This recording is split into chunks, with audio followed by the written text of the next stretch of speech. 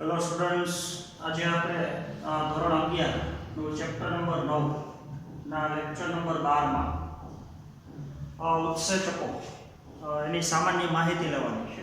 અને ઉત્સેચક દ્વારા પહેલાથી રાસાયણિક પ્રક્રિયાઓ કયા પ્રકારની તો એની આપણે પહેલી માહિતી લેવાની છે.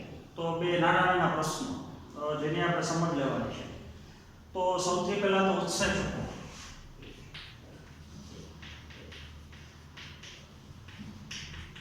અથવા એને આપણે એન્ઝાઇમ કહીએ છીએ, અથવા એને તમે ઉત્પ્રેરક કહી છે.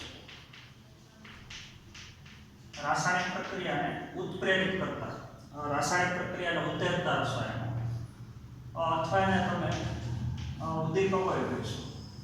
ઉત્સેચકો રાસાયણિક પ્રક્રિયાને ઉદ્દીપ્ત કરે છે, એનો વેગ વધારે છે. તો ઉદ્દીપકો, ઉત્પ્રેરકો, એન્ઝાઇમ અથવા કહી શકો ઉત્સેચકો. તો એમાંથી મોટા ભાગના ઉત્સેચકો 99.99% એ પ્રોટીનના બનેલા છે. તો ઉત્સેચક શબ્દ સૌથી પહેલા કુહન નામના વૈજ્ઞાનિકે આપેલો છે. અને ઈસ્ટમાંથી ઝાયમેજ નામનો ઉત્સેચક જેનું સૌથી પહેલા અલગીકરણ બુકનર નામના વૈજ્ઞાનિકે કરેલું છે.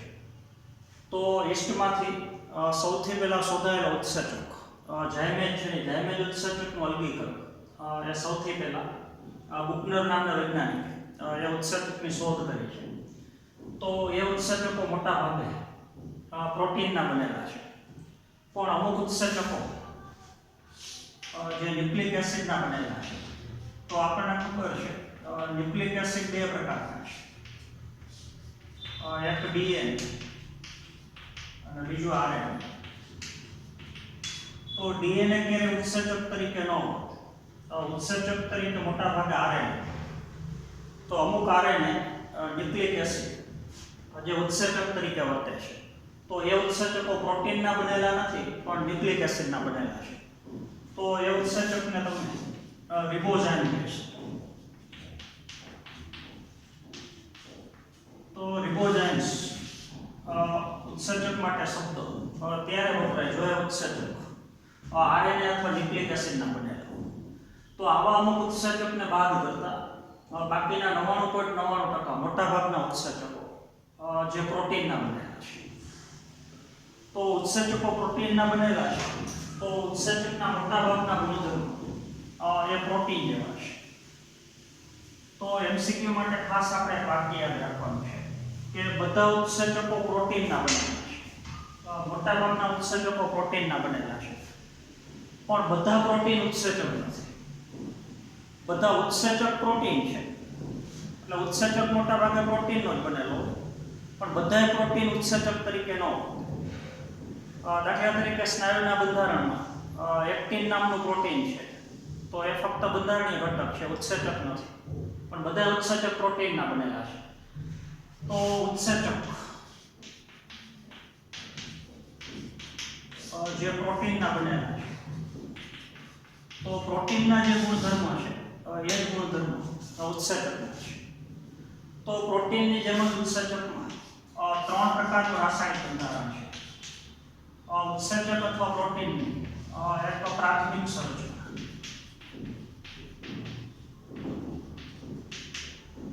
ઉત્સેચક અથવા પ્રોટીનની દ્વિતીય સંરચના અને ઉત્સેચક અથવા પ્રોટીનની તૃતીય સંરચના. તો ખાસ આપણે સમજવાનું છે. તો પ્રોટીનની જેમ જ ઉત્સેચકના બંધારણમાં ઉત્સેચકની પ્રાથમિક સંરચના, તો એમાં અલગ અલગ પ્રકારના એમિનો એસિડ આવેલા છે.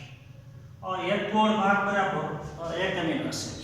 તો આપણને ખબર છે ઘણા બધા એમિનો એસિડ પહેલો એમિનો એસિડ બીજા એમિનો એસિડ સાથે પેપ્ટાઇડ બંધથી જોડાય, બીજો ત્રીજા સાથે જોડાય. તો ઘણા બધા એમિનો એસિડ પેપ્ટાઇડ બંધથી એકબીજા સાથે જોડાય અને લાંબી આખી રેખીય શૃંખલા બને. તો ઉત્સેચકને આપણે રેખીય સ્વરૂપે દર્શાવી શકીએ, લાંબી શૃંખલા સ્વરૂપે દર્શાવી શકીએ. તો એ ઉત્સેચકની પ્રાથમિક સંરચના છે. તો પોલીપેપ્ટાઇડ શૃંખલા બન્યા પછી જ્યારે સીધી હોય રેખીય, તો એ પ્રોટીન અથવા ઉત્સેચકની પ્રાથમિક સંરચના છે. તો એમાં કેટલા એમિનો એસિડ છે, કયા પ્રકારના છે, એમિનો એસિડ કયા ક્રમમાં ગોઠવાયેલા છે, એ બધી બાબતને ઉત્સેચક અથવા પ્રોટીનની પ્રાથમિક સંરચના કહીએ છીએ. તો આ પ્રાથમિક સંરચના છે પહેલા. ત્યારબાદ આપણને ખબર છે એમિનો એસિડની બનેલી પોલીપેપ્ટાઇડ શૃંખલા જે છે પ્રાથમિક સંરચના છે. એ આખો કુંતલાકાર રીતે ગોઠવાયેલો હોય છે.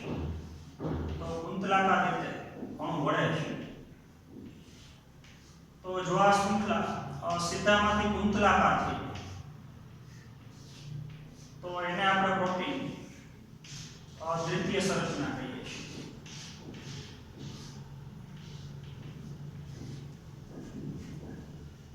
તો જ્યાં સુધી શૃંખલા રેખીય હોય એમિનો એસિડ ક્રમમાં ગોઠવાયેલા હોય એ ઉત્સેચક અથવા પ્રોટીનની પ્રાથમિક સંરચના છે. જો એ શૃંખલા કુંતલાકાર હોય તો એ શૃંખલાને આપણે ઉત્સેચકની દ્વિતીય સંરચના કહીએ છીએ. બીજું પોલીપેપ્ટાઇડ શૃંખલા તમને ખબર છે પોતાની ઉપર સ્વયં ઊનના દડાની જેમ કુંતલાકાર રીતે વળેલી હોય. તો એને આપણે ઉત્સેચકની તૃતીય સંરચના કહીએ છીએ. તો જ્યારે પ્રોટીનની શૃંખલા એમિનો એસિડની બનેલી પોલીપેપ્ટાઇડ શૃંખલા સ્વયં પોતાની ઉપર આડા હોય કુંતલાકાર રીતે વળેલી હોય પોતાના ઉપર ઊનના દડા છે. તો હવે જે આપણું ગોળાકાર સ્વરૂપ લઈએ ગ્લોબ્યુલર પ્રોટીન છે, ગોળાકાર પ્રોટીન એ ઉત્સેચકની તૃતીય સંરચના છે. તો ઉત્સેચકો મોટા ભાગે તૃતીય સંરચના સ્વરૂપે હોય છે. તો એ સ્વરૂપેનું ગોળાકાર સ્વરૂપ છે અથવા ઇંગ્લિશમાં એને ગ્લોબ્યુલર કહીશું. તો ઉત્સેચક એક પ્રકારના ગોળાકાર અથવા ગ્લોબ્યુલર પ્રોટીન છે. તો હવે આપણે બરોબર સમજવાનું છે ઉત્સેચકની તૃતીય સંરચના ઉત્સેચક પોતાનું ગોળાકાર સ્વરૂપ દર્શાવે છે અને એમાં પોલીપેપ્ટાઇડ શૃંખલા સ્વયં પોતાની ઉપર જ આડાહવડી ઊનના દડાની જેમ ગોઠવાયેલી છે અને જે પ્રોટીનની તૃતીય સંરચના બનાવે છે. તો દાખલા તરીકે ગોળાકાર ઉત્સેચક છે અને એમાં આવેલી પોલીપેપ્ટાઇડ શૃંખલા પોતાની ઉપર સ્વયં ગૂંચળાની કુંતલાકાર રીતે ગોઠવાયેલી છે. તો આ એક પ્રકારનું ઉત્સેચક છે, એન્ઝાઇમ. તો જ્યારે પોલીપેપ્ટાઇડ શૃંખલા પોતાની ઉપર સ્વયં ઊનના દડાની જેમ ગૂંચળામય રીતે ગોઠવાય તો એ ઉત્સેચકનું તૃતીય સ્વરૂપ છે. એ ઉત્સેચકની તૃતીય સંરચના છે.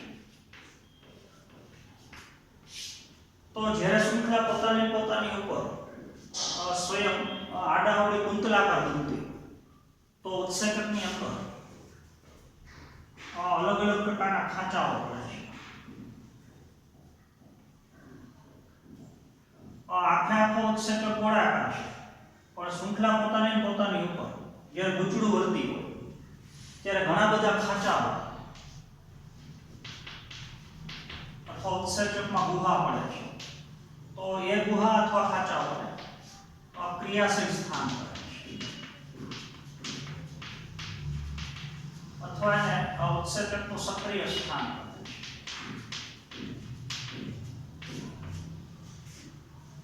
તો અત્યારે આ ઉત્સેચક છે એ ઉત્સેચકની અંદર ઉત્સેચકની તૃતીય સંરચના જે ગુહાઓ અથવા ખાંચાઓ દેખાય છે અને જે ખાંચાને આપણે ક્રિયાશીલ સ્થાન કહીએ છીએ.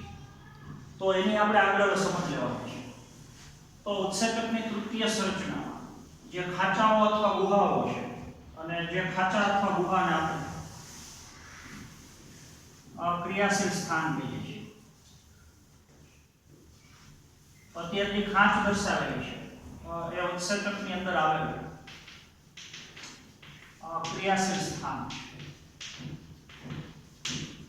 તો હવે ઉત્સેચકો જ્યારે રાસાયણિક પ્રક્રિયામાં ભાગ લેતા હોય તો આ જે ક્રિયાશીલ સ્થાન છે ત્યાં આવી જોડાતો પદાર્થ એને આપણે પ્રક્રિયક કહીએ છીએ અથવા એને ઇંગ્લિશમાં તમે સબસ્ટ્રેટ કહી શકો. તો એસ સંજ્ઞાથી દર્શાવે આ ઉત્સેચક. તો ઉત્સેચકને આપણે એન્ઝાઇમ કહી શકીએ તો ઉત્સેચક ઉપર આવેલા ખાંચાઓ અથવા ગુહાઓ, ઉત્સેચક ઉપર આવેલા ખાંચા અથવા ગુહાઓ કે જ્યાં પ્રક્રિયક ભવિષ્યમાં જોડાવાનું નિપજમાં ફેરવવા માટે, તો એ સ્થાનને આપણે ક્રિયાશીલ સ્થાન અથવા સક્રિય સ્થાન કહીએ છીએ. તો ઉત્સેચક ઉપર આવેલી પ્રક્રિયકને જોડાવા માટેની જગ્યા, જે જગ્યાને આપણે ક્રિયાશીલ સ્થાન કહીએ છીએ. તો જ્યારે રાસાયણિક પ્રક્રિયા શરૂ થાય ત્યારે ઉત્સેચકના ક્રિયાશીલ સ્થાને ત્યાં પ્રક્રિયક જોડાય છે. તો ઉત્સેચક અને પ્રક્રિયક જોડાય તો એને હવે તમે ES સંકુલ કહેશો, એન્ઝાઇમ સબસ્ટ્રેટ સંકુલ. ઉત્સેચક પ્રક્રિયા થશે. તો હવે સક્રિય સ્થાને પ્રક્રિયક જોડાણા પછી ઝડપથી પ્રક્રિયકનું રૂપાંતરણ, આ જે પ્રક્રિયક છે એનું રૂપાંતરણ, એની સંરચનામાં ફેરફાર થાય અને એનું રૂપાંતરણ થઈને નિપજવી. તો જોડાય ત્યારે પ્રક્રિયક S અને પછી પ્રક્રિયકનું રૂપાંતરણ ઉત્સેચકની હાજરીમાં નિપજ એટલે પ્રોડક્ટ E માં થાય. તો હવે તમે કહી શકો કે ઉત્સેચકના સક્રિય સ્થાને પ્રક્રિયક જો જોડાય તો ઝડપથી પ્રક્રિયકનું રૂપાંતરણ નિપજમાં થાય છે. તો ઉત્સેચકનું કાર્ય ઝડપથી પ્રક્રિયકનું રૂપાંતરણ નિપજમાં કરવાનું છે. S નું રૂપાંતરણ P માં કરે છે, સબસ્ટ્રેટનું રૂપાંતરણ પ્રોડક્ટમાં કરે છે, અથવા પ્રક્રિયકનું રૂપાંતરણ નિપજમાં કરે છે.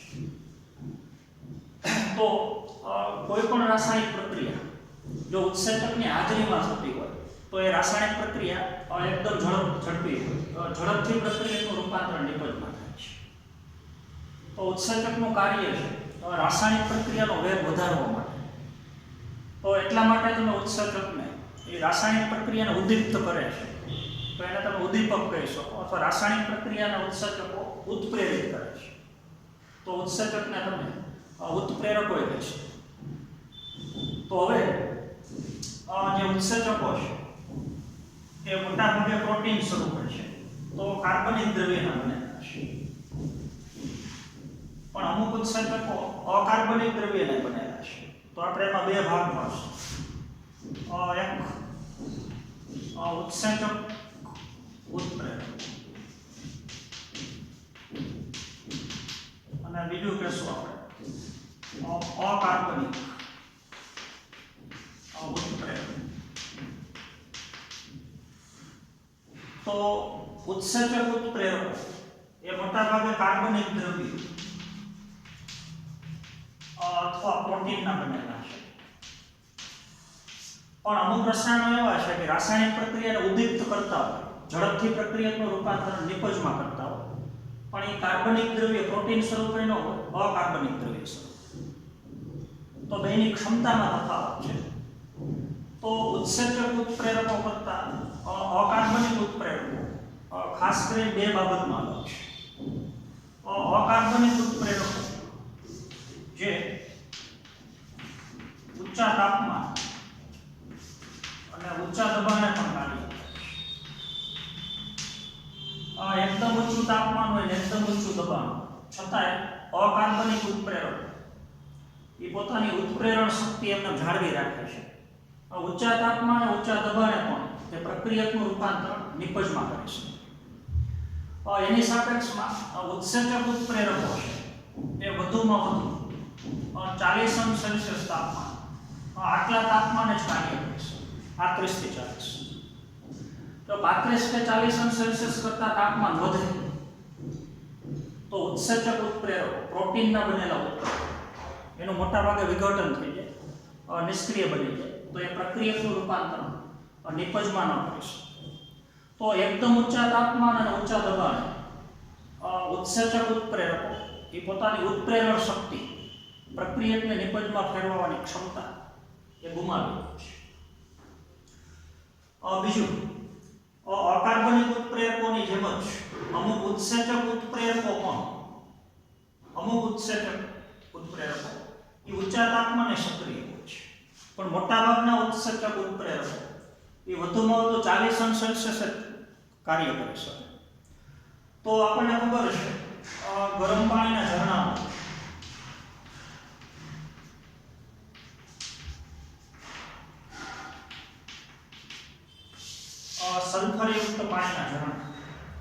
અને ગરમ પાણીના જે કુંડો આપણને ખબર છે, આપણે જુનાગઢની અંદર ગરમ પાણીનો કુંડ છે. તો ગરમ પાણીનો કુંડ છે, ગરમ પાણીના ઝરણા છે, સલ્ફરયુક્ત પાણીના ઝરણા છે. તો એની અંદર જોવા મળતા અમુક બેક્ટેરિયા, અમુક સજીવ. તો આ બેક્ટેરિયાનો વસવાટ જ ઊંચું તાપમાન ધરાવતા પાણીની અંદર છે. તો આ સજીવો થર્મોફિલિક સજીવ અથવા એને ઉષ્માનુરાગી સજીવો. તો જે સજીવો ઊંચા તાપમાનની અંદર પણ રહી શકતા હોય, વૃદ્ધિ વિકાસ કરી શકતા હોય, તો એવા સજીવને થર્મોફિલિક અથવા ઉષ્માનુરાગી સજીવ કહીએ છીએ. તો આ પાણીનું તાપમાન 80 સેલ્સિયસથી 90 સેલ્સિયસ, ઘણી વખત 100 સેલ્સિયસની આજુબાજુ પણ હોય છે. તો આટલા ઊંચા તાપમાનની અંદર પણ થર્મોએસિડોફિલસ બેક્ટેરિયા તમને ખબર છે, આર્કી બેક્ટેરિયાની અંદર આવે છે. તો એ બેક્ટેરિયા થર્મોફિલિક ઉષ્માનુરાગી બેક્ટેરિયા છે. તો ઊંચા તાપમાને પણ આ બેક્ટેરિયાની અંદર આવેલા ઉત્સેચક ઉત્પ્રેરકો એ પોતાની ઉત્પ્રેરણ શક્તિ એને જાળવી રાખે છે, કારણ કે સજીવો ઉષ્માનુરાગી છે. તો આવા ગરમ પાણીના ઝરણા અને કુંડમાં જોવા મળતા અમુક બેક્ટેરિયા જેવા સજીવો કે જેનો વસવાટ જ ઊંચા તાપમાને છે, તો એ સજીવની અંદર જોવા મળતા અમુક ઉત્સેચક ઉત્પ્રેરકો એ આની જેમ જ ઊંચા તાપમાને પણ પોતાની ઉત્પ્રેરણ શક્તિ એમને જાળવી રાખે છે. તો પહેલો ટોપિક ઉત્સેચકના અમુક સામાન્ય ગુણધર્મ, એનું અમુક રાસાયણિક ગુણધર્મ, એની આપણે સમજ લીધી. તો હવે એ ઉત્સેચકોની અસર રાસાયણિક પ્રક્રિયા ઉપર હોય છે. તો ઉત્સેચકો રાસાયણિક પ્રક્રિયાને ટૂંકા સમયગાળા અથવા રાસાયણિક પ્રક્રિયાને એકદમ ઝડપી બનાવે છે. તો ઉત્સેચક સમજતા પહેલા રાસાયણિક પ્રક્રિયા એટલે શું એ આપણે થોડું સમજીએ.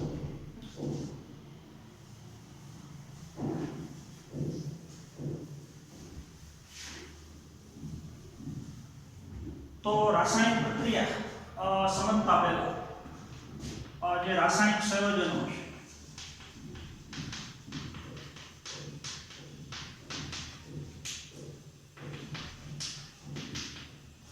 અથવા જેને આપણે જૈવઅણુઓ કહીએ છીએ,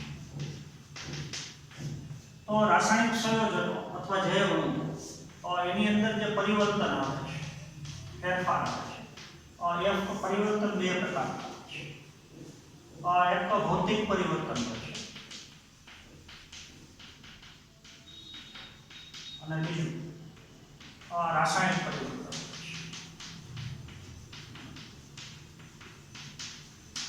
બરોબર સમજવાનું છે. સજીવ દેહની અંદર કોઈ પણ રસાયણ લો, ગ્લુકોઝ લ્યો, પ્રોટીન છે, એમિનો એસિડ છે, તો એ રાસાયણિક સંયોજનોની અંદર જ્યારે ફેરફાર થતો હોય, પરિવર્તન આવતું હોય, એ પરિવર્તન બે પ્રકારના હોય. એક ભૌતિક પરિવર્તન હોય, એક રાસાયણિક પરિવર્તન. તો ભૌતિક પરિવર્તનની અંદર જે રાસાયણિક અણુ છે એનો આકાર બદલાતો હોય અથવા એનું સ્વરૂપ બદલાતો. સ્વરૂપનો કેવું હોય તો એની અવસ્થા બદલાતી હોય. તો ભૌતિક પરિવર્તન દરમિયાન બરોબર સમજવાનું છે. કોઈ પણ રસાયણ છે, દાખલા તરીકે પાણી છે, એ અત્યારે બરફ સ્વરૂપ છે, તો આપણને ખબર છે પાણીનું જે બરફ સ્વરૂપ છે એ ઘન સ્વરૂપ છે, એની ઘન અવસ્થા છે. તો બરફ ઓગળી અને એમાંથી પ્રવાહી સ્વરૂપનું પાણી બને, તો આ ભૌતિક પરિવર્તન છે. પ્રવાહી સ્વરૂપના પાણીને ઊંચા તાપમાનની સારવાર આપે તો પાણીની વરાળ બને, તો આ પણ ભૌતિક સ્વરૂપનું પરિવર્તન છે. તો કોઈ પણ રસાયણ પાણી બરફ સ્વરૂપે હોય, પ્રવાહી સ્વરૂપે હોય કે વરાળ સ્વરૂપે, એનું રાસાયણિક બંધારણ તો એવું H2O. આ રાસાયણિક બંધારણ H2O અને રાસાયણિક બંધારણ H2O. તો કોઈ પણ રાસાયણિક સંયોજન એના રાસાયણિક બંધ તૂટ્યા કે બન્યા હોય, કોઈ પણ રાસાયણિક સંયોજન, દાખલા તરીકે પાણી નામનું રાસાયણિક સંયોજન H2O, એમાં રાસાયણિક બંધ તૂટતા ન હોય, બનતા ન હોય, તો તો રાસાયણિક બંધ તૂટ્યા અને બન્યા વગર ખાલી રાસાયણિક અણુનો આકાર જ બદલાતો હોય અથવા એની અવસ્થામાં જ ખાલી પરિવર્તન આવતું, એનો આકાર ચેન્જ થતો હોય, દબાણના લીધે ઘણી વખત રાસાયણિક અણુનો આકાર છે બદલાતો હોય, તો એનું રાસાયણિક સ્વરૂપ એને તો રાસાયણિક સ્વરૂપ એમ ન રહે, રાસાયણિક બંધો તૂટે ને બને ખાલી અણુનો આકાર ચેન્જ થતો હોય અથવા અણુની અવસ્થા ચેન્જ થતી હોય. દાખલા તરીકે ઘન સ્વરૂપનું પાણી એને નીચા તાપમાનની સારવાર આપો, પાણી ભરેલી તપેલી છે એ તમે ફ્રીજની અંદર મૂકો તો ઘન સ્વરૂપમાંથી એની અવસ્થા આવશે પ્રવાહી અવસ્થા, તો એ ભૌતિક ફેરફાર છે. રાસાયણિક બંધ બન્યા એનાથી તૂટ્યા નથી. પ્રવાહી સ્વરૂપના પાણીને તપેલીની અંદર ગેસ ઉપર એકદમ ઊંચા તાપમાને ગરમ કરો તો પ્રવાહી સ્વરૂપનું પાણી વરાળ સ્વરૂપમાં ફેરવાય છે, તો એ ભૌતિક પરિવર્તન છે. તો રાસાયણિક સંયોજનોની અંદર જે પરિવર્તન આવે છે એ આ ભૌતિક પરિવર્તન હોય કે રાસાયણિક પરિવર્તન. તો રાસાયણિક પરિવર્તન આપણે કોને કહેશું? તો રાસાયણિક બંધ કાં તૂટતા હોય ને કાં બનતા હોય, તો કોઈ પણ રસાયણના રાસાયણિક બંધ તૂટે અને બને એમ થઈ અને એના રાસાયણિક સ્વરૂપમાં જો ફેરફાર થતો તો એને આપણે રાસાયણિક પરિવર્તન કહીએ છીએ. તો એવી પ્રક્રિયાને આપણે ઉદાહરણ લઈએ તો ભૌતિક પરિવર્તનની અંદર રસાયણના રાસાયણિક બંધ તૂટતા નથી અને બનતા નથી, એનો આકાર અથવા એની અવસ્થામાં જ ફક્ત પરિવર્તન આવે છે. પણ જો કોઈ રાસાયણિક સંયોજન એમાં રાસાયણિક બંધ બનતા હોય અને તૂટતા અને એનું રૂપાંતરણ અન્ય રસાયણમાં થતું હોય તો એને આપણે રાસાયણિક પ્રક્રિયા અથવા રાસાયણિક પરિવર્તન કહીએ છીએ. એક રાસાયણિક પ્રક્રિયા લખીએ આપણે, barium hydroxide BaOH plus H2SO sulphuric acid. તો આ પ્રક્રિયા છે સામે નિપજ તરીકે BaSO4 બેરિયમ સલ્ફેટ પ્લસ 2 પાણીના અણુ બનતા. તો આખી રાસાયણિક પ્રક્રિયા અકાર્બનિક રાસાયણિક પ્રક્રિયા છે, કારણ કે આ સંયોજનોની અંદર કાર્બન ગેરહાજર છે. તો અત્યારે આપણે જે અકાર્બનિક રાસાયણિક પ્રક્રિયા લઈ એમાં બેરિયમ હાઇડ્રોક્સાઇડનું રૂપાંતરણ બેરિયમ સલ્ફેટમાં થાય છે. તો જ્યારે બેરિયમ હાઇડ્રોક્સાઇડ બેરિયમ સલ્ફેટમાં ફેરવાતો હોય તેમાં રાસાયણિક બંધ તૂટતા હોય, નવા રાસાયણિક બંધ બનતા હોય, તો આખો રાસાયણિક સ્વરૂપ જ ચેન્જ થઈ ગયું, તો એને આપણે રાસાયણિક પરિવર્તન કહીએ છીએ. એવી જ રીતે સ્ટાર્ચનો અણુ હોય દાખલા તરીકે, તો એમાં ઘણા બધા ગ્લુકોઝના અણુ ગ્લાયકોસિડિક બંધથી જોડાયેલા, તો સ્ટાર્ચનો અણુ તૂટી અને એમાંથી સ્વતંત્ર ગ્લુકોઝના અણુ બનતા. બધા ગ્લુકોઝના અણુ એકબીજાથી છૂટા થાય છે તો વચ્ચેના ગ્લાયકોસિડિક બંધ તૂટી તો સ્ટાર્ચનું રૂપાંતરણ થઈ ગયું ગ્લુકોઝની અંદર. આ કાર્બનિક રાસાયણિક પ્રક્રિયા છે અથવા કાર્બનિક રાસાયણિક રૂપાંતરણ છે. તો આવી પ્રક્રિયા એમિનો એસિડ જોડાઈને પ્રોટીન બને, પ્રોટીનનું વિઘટન થઈને એમિનો એસિડ બને, એમિનો એસિડમાંથી એમિનો સમૂહ છૂટો પડે, તો આ બધા જે પરિવર્તનો છે એ રાસાયણિક પરિવર્તન છે. તો હવે રાસાયણિક સંયોજનોની અંદર જ્યારે ભૌતિક પરિવર્તન અને રાસાયણિક પરિવર્તન આવતું તો એનો દર કયા પ્રકારનો એ આપણે નક્કી કરવાનું છે.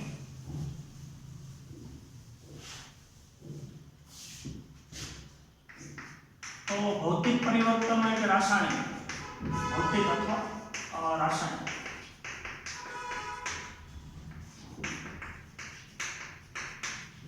અથવા ભૌતિક અથવા રાસાયણિક ફેરફાર પરિવર્તન તો એનો દર તમારે નક્કી કરવો. તો તમે કહી શકો કે એકમ સમયગાળાની અંદર, ચોક્કસ સમયગાળાની અંદર કેટલા પ્રક્રિયા નિપજમાં ફેરવાય છે, તો એ દરને તમે ભૌતિક અથવા રાસાયણિક ફેરફાર અથવા પરિવર્તનનો દર કહી શકો. તો એના માટેનું સૂત્ર દર બરાબર ડેલ્ટા T છેદમાં ડેલ્ટા આપણે રાશિ મૂકી છે ડેલ્ટા. તો ભૌતિક અથવા રાસાયણિક પરિવર્તનનો દર ધીમો છે કે ઝડપી એ નક્કી થશે એકમ સમયગાળામાં બનતા નિપજના અણુની સંખ્યા ઉપરથી. જો એકમ સમયગાળામાં ટૂંકા સમયગાળામાં 1 મિનિટની અંદર નિપજના 1 લાખ અણુ બને અને 1 મિનિટમાં નિપજના 2 લાખ અણુ બને, તો 1 મિનિટમાં નિપજના 1 લાખ અણુ બને એના કરતાં 1 મિનિટમાં નિપજના 2 લાખ અણુ બને, તો એ રાસાયણિક પ્રક્રિયાનો દર પહેલી પ્રક્રિયા કરતાં ઊંચો છે. તો ભૌતિક અને રાસાયણિક પરિવર્તન એ ફેરફારનો દર બરાબર ડેલ્ટા પી ના છેદમાં ડેલ્ટા ટી. તો એકમ સમયગાળામાં નિપજના કેટલા અણુ બને છે? તો એકમ સમયગાળામાં જેમ નિપજના અણુ વધારે બનતા હોય એમ ભૌતિક અથવા રાસાયણિક પરિવર્તનનો દર એ વધારે ઝડપી. તો જ્યારે ભૌતિક અથવા રાસાયણિક પરિવર્તન થતું હોય એ જો ચોક્કસ દિશામાં થતું હોય તો એને તમે રાસાયણિક અથવા ભૌતિક પરિવર્તનનો એનો વેગ કહીશું. તો દર બરાબર જેમ દર ઊંચો એમ પરિવર્તનનો વેગ છે વધારે, પણ ચોક્કસ દિશામાં પરિવર્તન થતું હોય. તો હવે ભૌતિક અને રાસાયણિક પ્રક્રિયા એની સમજ લીધા પછી હવે ફક્ત આપણે રાસાયણિક પ્રક્રિયાનો ઊંડો અભ્યાસ કરવાનો છે. તો જ્યારે રાસાયણિક પરિવર્તન થતું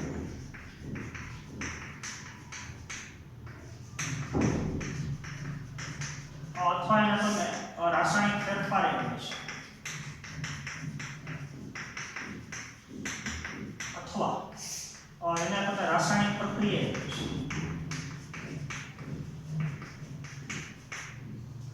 તો એ રાસાયણિક પરિવર્તન રાસાયણિક પ્રક્રિયા બે પ્રકારની હોય છે. એક ઉત્પ્રેરિત હોય છે, એક અનુત્પ્રેરિત હોય છે. દાખલા તરીકે એ પ્રક્રિયા છે તેના રાસાયણિક બંધ તૂટી અને બની અને એનું દ્વિનિપજમાં રૂપાંતરણ થતું તો એક પ્રકારની રાસાયણિક પ્રક્રિયા છે, રાસાયણિક પરિવર્તન છે. તો આ પ્રક્રિયા ઉત્સેચકની હાજરીમાં થઈ શકે અને ગેરહાજરીમાં થઈ શકે. તો અહીં ઉત્સેચક હાજર હોઈ શકે અને ગેરહાજર હોઈ શકે. તો જો રાસાયણિક પ્રક્રિયા ઉત્સેચકની હાજરીમાં થતી હોય તો ઝડપથી પ્રક્રિયકનું રૂપાંતરણ નિપજમાં થાય, કારણ કે ઉત્સેચકો રાસાયણિક પ્રક્રિયાનો વેગ વધારે છે, રાસાયણિક પ્રક્રિયાને એકદમ ઝડપી બનાવે છે. તો અનુત્પ્રેરિત રાસાયણિક પ્રક્રિયા કરતા ઉત્પ્રેરિત રાસાયણિક પ્રક્રિયાનો દર અનેક ગણો વધારે હોય છે. એટલે જો કોઈ રાસાયણિક પ્રક્રિયા ઉત્સેચકની હાજરીમાં થતી હોય, ઉત્પ્રેરિત ઉત્સેચકની પ્રક્રિયાને ઉત્તેજતો હોય તો ઝડપથી પ્રક્રિયકનું રૂપાંતરણ નિપજમાં થાય છે, ટૂંકા સમયગાળામાં નિપજના ઝાઝા અણુ બને છે. અને જો રાસાયણિક પ્રક્રિયા અનુત્પ્રેરિત હોય, ઉત્સેચકની ગેરહાજરીમાં થતી હોય, ઉદ્દીપકની ગેરહાજરીમાં થતી હોય તો પ્રક્રિયકનું ધીમે ધીમે રૂપાંતરણ નિપજમાં થાય છે. તો રાસાયણિક પ્રક્રિયાનો વેગ ધીમો હોય છે. બીજું, રાસાયણિક પ્રક્રિયા જ્યારે પ્રક્રિયક છે એનું નિપજમાં રૂપાંતરણ થતું હોય તો દબાણ પરિબળ છે, તાપમાન એની પણ ભેગી અસર થતી હોય છે. તો સામાન્ય રીતે જેમ તાપમાન વધે તેમ રાસાયણિક પ્રક્રિયા વધારે ઝડપી થાય છે, કારણ કે જેમ તાપમાન વધે ઉત્સેચક વધારે સક્રિય બને અને ઉત્સેચક વધારે સક્રિય બને તો ઝડપથી પ્રક્રિયકનું રૂપાંતરણ નિપજમાં થાય છે. તો એક સર્વસામાન્ય રેશિયો છે 10°C તાપમાન એનો વધારો થાય અથવા ઘટાડો થાય રાસાયણિક પ્રક્રિયા થતી હોય. દાખલા તરીકે અત્યારે 20°C તાપમાન છે અત્યારે, તો એ 20°C તાપમાનમાં 10°C તાપમાન વધે અથવા 10°C તાપમાન ઘટે તો જે માધ્યમમાં રાસાયણિક પ્રક્રિયા થાય છે એ માધ્યમનું તાપમાન જો 20°C માં 10°C નો વધારો થાય એટલે દાખલા તરીકે તાપમાન 30°C થઈ જાય તો રાસાયણિક પ્રક્રિયાનો વેગ બમણો થાય. 1 મિનિટમાં નિપજના 200 અણુ બનતા હોય 20°C તાપમાને, તો 30°C તાપમાને નિપજના 400 અણુ બનશે. અને જો આમાં 10°C નો ઘટાડો થાય એટલે કે 20 માંથી તાપમાન ઘટી 10 થઈ જાય તો ઉત્સેચકની સક્રિયતા ઓછી થાય તો રાસાયણિક પ્રક્રિયાનો દર અડધો થાય. તો જે માધ્યમની અંદર રાસાયણિક પ્રક્રિયા થાય છે એના તાપમાનમાં 10°C નો વધારો થાય તો પ્રક્રિયાનો દર બમણો બને અને 10°C તાપમાનનો ઘટાડો થાય તો પ્રક્રિયાનો દર મોટા ભાગે અડધો થાય. તો હવે રાસાયણિક પ્રક્રિયા ઉત્પ્રેરકની હાજરીમાં થાય અથવા એની ગેરહાજરીમાં થાય તો એનો એક આપણે ઉદાહરણ લઈએ છીએ. મનુષ્યની અંદર જ્યારે રુધિર દ્વારા O2 અને CO2 નું વહન થતું હોય ત્યારે થતી રાસાયણિક પ્રક્રિયા તો H2O CO2 આવી રાસાયણિક પ્રક્રિયા થઈ અને બનશે H2CO3. તો ભાઈનો કાર્બનિક એસિડ અથવા એને તમે કાર્બોનિક એસિડ કહેશો. તો પાણી અને CO2 વચ્ચે, પાણી અને કાર્બન ડાયોક્સાઇડ વચ્ચે રાસાયણિક પ્રક્રિયા થઈ અને H2CO3 બને છે. તો આ પ્રક્રિયા ઉત્સેચકની હાજરીમાં થઈ શકે અને ગેરહાજરીમાં થઈ શકે. તો આ રાસાયણિક પ્રક્રિયાનો ઉત્તેજતો ઉત્સેચક એનું નામ છે કાર્બોનિક એનહાઇડ્રેટ. બરોબર છે. જો આ રાસાયણિક પ્રક્રિયા કાર્બોનિક એનહાઇડ્રેટ નામના ઉત્સેચકની હાજરીમાં થાય તો રાસાયણિક પ્રક્રિયા એકદમ ઝડપી, તો 1 સેકન્ડની અંદર 1 સેકન્ડના સમયગાળામાં કાર્બોનિક એસિડના જે નિપજ હોય એ નિપજના 6 લાખ 1 સેકન્ડ. રુધિરની અંદર જે O2 CO2 વહન થતું હોય ત્યારે થતી રાસાયણિક એટલે H2O CO2 એવું થઈને H2CO3 બનતો. તો H2CO3 બનવાની ક્રિયા આ બેના જોડાવાથી એ કાર્બનિક એનહાઇડ્રેટ નામના ઉત્સેચકની હાજરીમાં થતી હોય તો પ્રક્રિયાનો વેગ પ્રતિ સેકન્ડ નિપજ એટલે H2CO3 એના 6 લાખનો બને છે. પણ આ જ રાસાયણિક પ્રક્રિયા જો ઉત્સેચકની ગેરહાજરીમાં થતી તો 1 કલાકના સમયગાળા નિપજના ફક્ત 200 તો ઉત્સેચકની ગેરહાજરીમાં જો રાસાયણિક પ્રક્રિયા થતી તો રાસાયણિક પ્રક્રિયાનો દર એનો વેગ એકદમ ધીમો છે. પ્રતિ કલાક H2CO3 ના 200 બને છે. અને આ જ રાસાયણિક પ્રક્રિયા કાર્બનિક એનહાઇડ્રેટ નામના ઉત્સેચકની હાજરીમાં થાય તો પ્રતિ સેકન્ડ H2CO3 નિપજના 6 લાખનો. તો ઉત્સેચકની ગેરહાજરી કરતા ઉત્સેચકની હાજરીમાં જો પ્રક્રિયા થતી તો એનો દર 1 કરોડ એટલે કે 10 મિલિયન ગણો વધારે છે. તો ઉત્સેચકની હાજરીમાં આ રાસાયણિક પ્રક્રિયાનો દર 10 મિલિયન એટલે 1 કરોડ ગણો છે વધારે છે. બીજી સમજ આપણે થોડી જયા પછી પથની લેવાની છે એટલે ટોપિક આખો આપણો ક્લિયર થઈ જાય, પૂરો થઈ જાય. તો હવે આપણને ખબર છે અલગ અલગ પ્રકારની રાસાયણિક પ્રક્રિયા માટેના ઉત્સેચકો અલગ અલગ પ્રકારના છે. તો અલગ અલગ પ્રકારના ઉત્સેચકો, અલગ અલગ પ્રકારના ઉત્પ્રેરકો જે અલગ અલગ પ્રકારની રાસાયણિક પ્રક્રિયા પર અસર કરે છે. દાખલા તરીકે માલ્ટોઝ નામનો ઉત્સેચક હોય તો એ માલ્ટોઝનું વિઘટન કરીને એમાંથી ગ્લુકોઝ બનાવે. એમાઇલેઝ નામનો ઉત્સેચક તો એ સ્ટાર્ચનું વિઘટન કરી અને એનું રૂપાંતરણ ગ્લુકોઝમાં કરે. પ્રોટીએઝ નામનો ઉત્સેચક તો પ્રોટીનનું વિઘટન કરીને એનું રૂપાંતરણ એમિનો એસિડમાં કરે. લાઇપેઝ નામનો ઉત્સેચક તો લિપિડનું વિઘટન કરીને એનું રૂપાંતરણ ગ્લિસરોલ અને ફેટી એસિડમાં કરે છે. તો અલગ અલગ પ્રકારના ઉત્સેચકો અલગ અલગ પ્રક્રિયા ઉપર અસર કરી અને સામે અલગ અલગ પ્રકારની નિપજ બનાવે છે. તો રાસાયણિક પ્રક્રિયા ઉપર અસર કરતા ઉત્સેચકો એ ચોક્કસ હોય છે. ચોક્કસ પ્રક્રિયા ઉપર અસર કરતો ઉત્સેચક એ ચોક્કસ પ્રકારનો હોય છે. તો હવે થોડું આપણે જયા પછી પથની માહિતી લેવાની.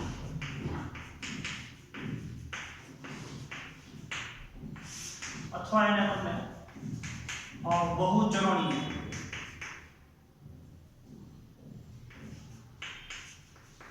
રાસાયણિક પ્રક્રિયા. દાખલા તરીકે સ્ટાર્ચમાંથી ગ્લુકોઝ બનતો તો એક જ ચરણ એક જ સ્ટેપમાં થતી પ્રક્રિયા છે. સીધું સ્ટાર્ચના અણુમાંથી ગ્લાયકોસિડિક બંધ જે તૂટી જાય સીધું રૂપાંતરણ ગ્લુકોઝમાં થાય. તો આ રાસાયણિક પ્રક્રિયા એક જ ચરણમાં થતી રાસાયણિક પ્રક્રિયા છે. તો એને ખાલી આપણે ચયાપચય પ્રક્રિયા કહીએ છીએ. પણ અમુક રાસાયણિક પ્રક્રિયા એવી છે કે આમાં આવું એક જ ચરણનો ચરણો એમાં સ્ટેપ જે હોય એની સંખ્યા વધારે. આગળના પીરિયડમાં આપણે કીધું ગ્લાયકોલિસિસ પથ તો એ બહુચરણીય રાસાયણિક પ્રક્રિયા છે. તો આપણે ગ્લાયકોલિસિસની ક્રિયા લખીએ બરોબર સમજવાનું છે. તો જેમાં સ્ટાર્ચમાંથી સીધું ગ્લુકોઝ બને છે એમાં ગ્લુકોઝમાંથી સીધું પાયરુવિક એસિડ ન બને. તો ગ્લુકોઝમાંથી ગ્લુકોઝ 6 ફોસ્ફેટ બને અને એમાંથી ફ્રુક્ટોઝ 6 ફોસ્ફેટ બને અને એમાંથી ફ્રુક્ટોઝ 1,6 બાયોફોસ્ફેટ બને અને એમાંથી ફોસ્ફોગ્લિસરાલ્ડિહાઇડ એટલે PgAl બને और એમાંથી PgAl ફોસ્ફોગ્લિસરિક એસિડ ફોસ્ફેટ બને और એમાંથી ખાલી બીજી तो ફોસ્ફોગ્લિસરિક એસિડ બને और એમાંથી BEP ફોસ્ફોઇનોલ પાયરુવિક એસિડ બને અને છેલ્લે એમાંથી બે અણુ પાયરુવિક એસિડ બને।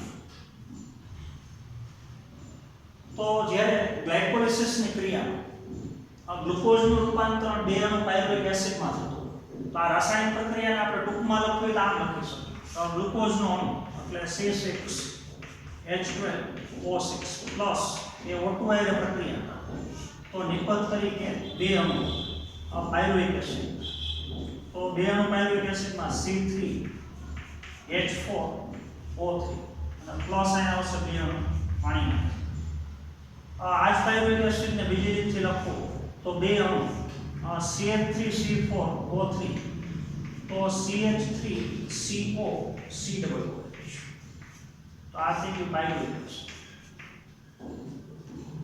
તો ગ્લાયકોલિસિસની ક્રિયાનો સીધો હિસાબ લ્યો તો ગ્લુકોઝનો એક અણુ તૂટી અને એનું રૂપાંતર છેલ્લે ગ્લાયકોલિસિસની ક્રિયા આખા ગ્લાયકોલાઇટિક પથ એ એક પ્રકારનો ચયાપચય બહુચરણીય રાસાયણિક પ્રક્રિયા ઘણા બધા ચરણો છે પહેલું ચરણ બીજું ચરણ ત્રીજું ચરણ તો અમુક રાસાયણિક પ્રક્રિયા બહુચરણીય હોય અને બહુચરણીય રાસાયણિક પ્રક્રિયાનું એક ઉદાહરણ દાખલા તરીકે ગ્લાયકોલિસિસની ક્રિયા તો આગળ આપણે જ્યારે જારક શ્વસનની ક્રિયાનો અભ્યાસ કરશું ત્યારે આખું ગ્લાયકોલિસિસ તમારે ભણવાનું છે અત્યારે આપણે ખાલી સમજ માટે લઈએ છીએ તો ગ્લુકોઝનું અણુ તૂટીને એનું રૂપાંતરણ છેલ્લે પાયરુવિક એસિડના બે અણુમાં તો આની જેમ સીધું રૂપાંતરણ અહીંયા સ્ટાર્ચમાંથી સીધો ગ્લુકોઝ બને તો આ એક જ ચરણમાં થતી પ્રક્રિયા છે આ ગ્લુકોઝમાંથી સીધા બે પાયરુવિક એસિડના અણુઓ બને ગ્લુકોઝમાં પણ વચ્ચે ઘણા બધા નાના નાના સ્ટેપ છે તો એક એક સ્ટેપ બરાબર એક એક ચરણ છે તો અમુક રાસાયણિક પ્રક્રિયા એવી છે કે એમાં ચરણોની સંખ્યા વધારે છે તો એને બહુચરણીય રાસાયણિક પ્રક્રિયા અથવા એને તમે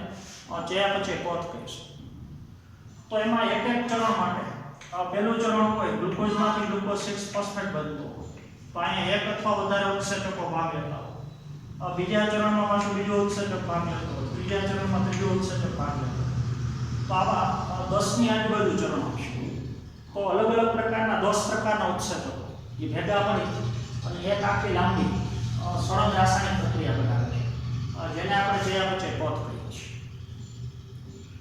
તો બહુચરણીય ચયાપચય પથની અંદર રાસાયણિક પ્રક્રિયાની અંદર એક એક ચરણ એક અથવા વધારે ઉત્સેચક દ્વારા ઉદ્દીપિત થાય છે ગ્લુકોઝમાંથી ગ્લુકોઝ 6 ફોસ્ફેટ બનતો હોય તો એક ઉત્સેચક એ હોઈ શકે બે હોઈ શકે એટલે એક અથવા વધારે ઉત્સેચકો ભેગા મળી અને પ્રક્રિયાને નિપજમાં વળી પ્રક્રિયાને નિપજ બે રીતે રૂપાંતર કરે છે।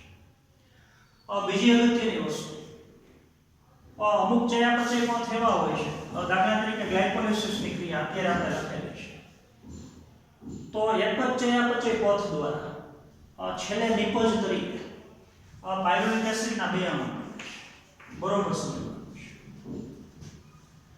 તો એક જ ચયાપચય પથનું જરૂરિયાત પ્રમાણે જે અંત્ય ઉત્પાદન છે છેલ્લી નિપજ છે એમાં ફેરફાર હોય છે એ છેલ્લી નિપજ એક પ્રકારની બે પ્રકારની અથવા બે કરતાં વધુ પ્રકારની હોય છે જો જારક શ્વસનની ક્રિયા થતી હોય બરોબર સમજવાનું છે તો જારક શ્વસનની ક્રિયામાં જ્યારે ગ્લાયકોલિસિસ થતું હોય તો ગ્લુકોઝનું રૂપાંતરણ પાયરુવિક એસિડમાં થાય છે તો આ પ્રક્રિયા પૂરી થઈ તેનું અંત્ય ઉત્પાદન અંત્ય નિપજ પાયરુવિક એસિડ છે પણ જો ઈસ્ટના કોષોની અંદર અજારક શ્વસન થતું હોય આપણે કીધું કે મનુષ્યના સ્નાયુની અંદર અજારક શ્વસન થતું હોય તો મનુષ્યના કંકાલ સ્નાયુમાં જો અજારક શ્વસન થતું હોય તો અંત્ય નિપજ પાયરુવિક એસિડનો એનું પાછું રૂપાંતર લેક્ટિક એસિડમાં તો અંત્ય નિપજ લેક્ટિક એસિડ હોય છે ઈસ્ટના કોષમાં અજારક શ્વસન થતું હોય તો અંત્ય નિપજ તરીકે ઇથેનોલ અથવા એને તમે ઇથાઇલ આલ્કોહોલ તો એક જ ચયાપચય પથના એ અંત્યસ્થ નિપજ છે એ અંત્યસ્થ નિપજ એક પ્રકારની અથવા એક કરતાં વધુ પ્રકારની હોય છે તો એ કોષની જરૂરિયાત પ્રમાણે તો જારક શ્વસનમાં જો ગ્લાયકોલિસિસ થતું હોય તો અંત્ય નિપજ પાયરુવિક એસિડ હોય મનુષ્યના કંકાલ સ્નાયુમાં અજારક શ્વસન થતું હોય તો અંત્ય નિપજ પાયરુવિક એસિડ ન હોય એમાંથી પાછું લેક્ટિક એસિડ અને ઈસ્ટના કોષમાં અજરાક શોષણ થતું. તેમાં પાયરુવેટ એસિડનું રૂપાંતર ઇથેનોલ. તો એક જ ચયાપચય પથની અંત્યષ્ટ નિપજ એ એક અથવા એક કરતાં વધારે પ્રકારની ઘણી વખત હોય છે. તો આજના પીરિયડમાં આપણે ઉત્સર્જક અને રાસાયણિક પ્રક્રિયા એની સામાન્ય માહિતી લીધી. તો આવતા પીરિયડમાં હજી આપણે આગળ ઉત્સર્જકના કાર્યોની જેનો ઊંડાણપૂર્વકનો અભ્યાસ કરવાનો છે. તો આજના પીરિયડમાં આપણે અહીંયા સુધી રાખશું. Thank you.